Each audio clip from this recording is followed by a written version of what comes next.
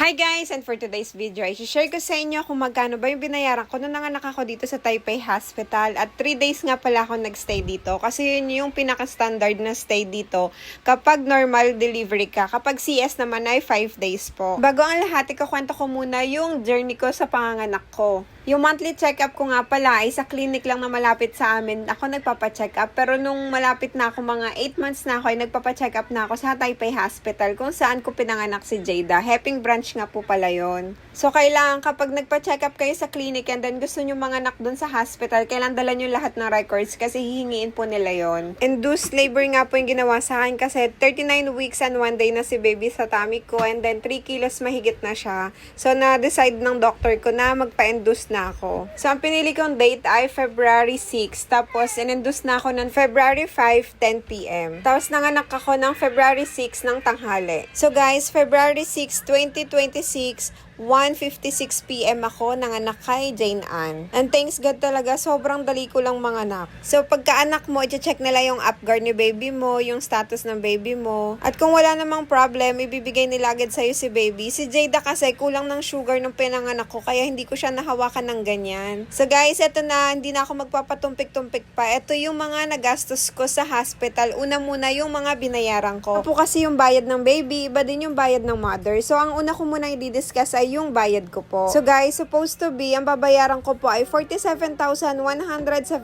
kapag wala akong health card.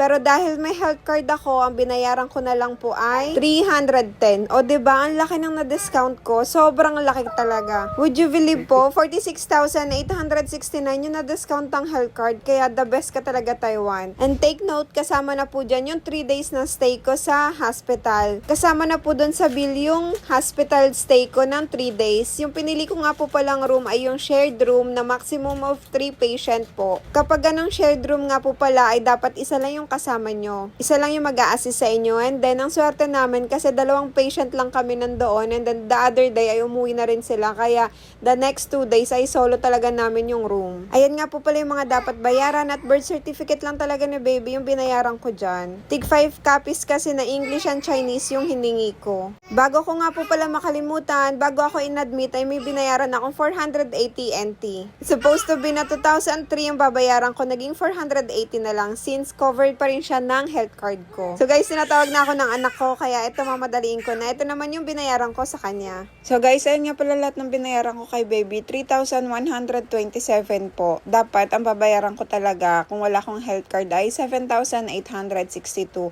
Nagpa-additional kasi ako lahat ng testing para sa bata. May mga hindi kasi sakop ng health card na kung gusto mong ipatest, ay pwede mong ipatest pero shoulder mo yung bayad. So, yun yung ginawa ko. Kaya may additional akong bayad. Sa treatment fee po siya makikita, 3,040 yun nadagdag kasi nga yung mga additional kong treatment check sa kanya. And then yung meal naman yung S26 na pinapainom sa kanya kapag nakastay siya doon sa my nursery room. Pagkapanganak ko pala nga po pala kay baby, ay cover na siya agad ng health card ko. After ilang weeks pala, makikita nyo yung result ng mga pinatest nyo kay baby by QR code na binigay nila sa inyo. Tapos papasok kayo dun sa link, may sasign kayo dun ng mga information. And thanks God, okay lahat ng result ni Jane Ann. Si Jadeline kasi, yung panganay kong babae, meron siyang G6PD kaya bumalik kami ng hospital para magpa-retest ulit. Pero may G6PD talaga siya, confirm talaga. So may mga iniiwasan kaming pagkain para sa kanya, mga gamot. Pero normal lang naman daw yung G6PD, basta may iwasan mo lang yung mga bawal, mga gamot. So ayun na lahat ng binayaran ko, kayo na bahala mag-total. Hanggang dito na lang. Salamat sa panonood. Please don't forget to like and follow. Bye-bye!